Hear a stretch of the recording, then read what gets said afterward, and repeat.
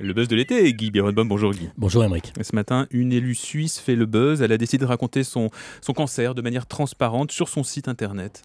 Il est très rare, Aymeric, que les femmes ou les hommes politiques français communiquent sur leur santé. On sait que nos présidents de la République n'ont jamais été très enclins à faire des confidences sur le sujet. Je n'ai pas besoin de vous rappeler comment les présidents Pompidou ou Mitterrand firent de leur maladie des secrets d'État, un tabou inviolable en dépit des évidences.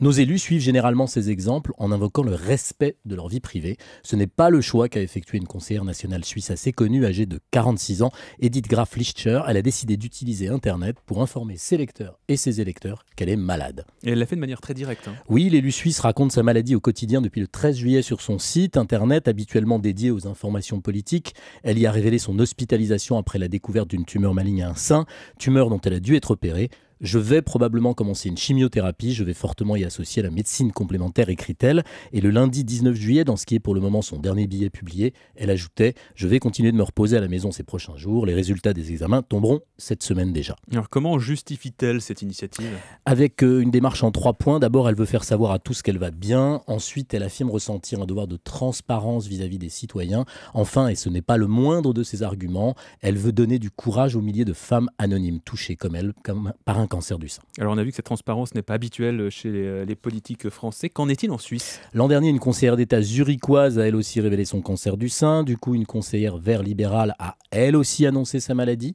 Les médias suisses qui couvrent largement le sujet rappellent aussi que dès 2005, un élu genevois, Jean-Philippe Maître, avait donné le crâne en partie rasé, sa démission de ses responsabilités en raison d'une tumeur au cerveau. Enfin, une autre élue socialiste, Ada Mara, avait confié souffrir d'une sclérose en plaques pour maîtriser une information que les journalistes commençaient à évoquer entre eux. Alors un tel buzz, ça provoque quelques critiques, j'imagine aussi ? Bah oui, parce que certains observateurs font remarquer que commencer à parler de sa maladie sur Internet, c'est un bon moyen pour faire parler de soi dans les médias.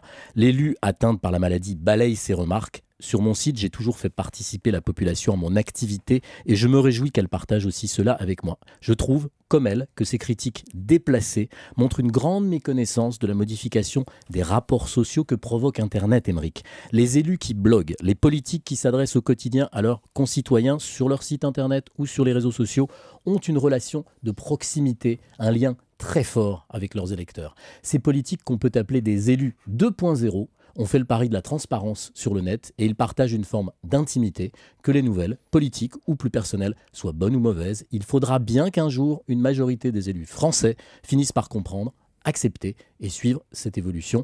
À demain, l'été, le buzz ne prend pas de vacances. Et Guy, il faut quand même noter qu'en France, même si les politiques ont du mal à parler de leur santé, il y a des personnalités qui, eux, ont fait un choix différent, parmi lesquels, évidemment, Bernard Giraudot, qui avait, lui, décidé de communiquer Vous avez raison. autour de son cancer, et notamment via Internet. Merci beaucoup, Guy. À demain. À demain.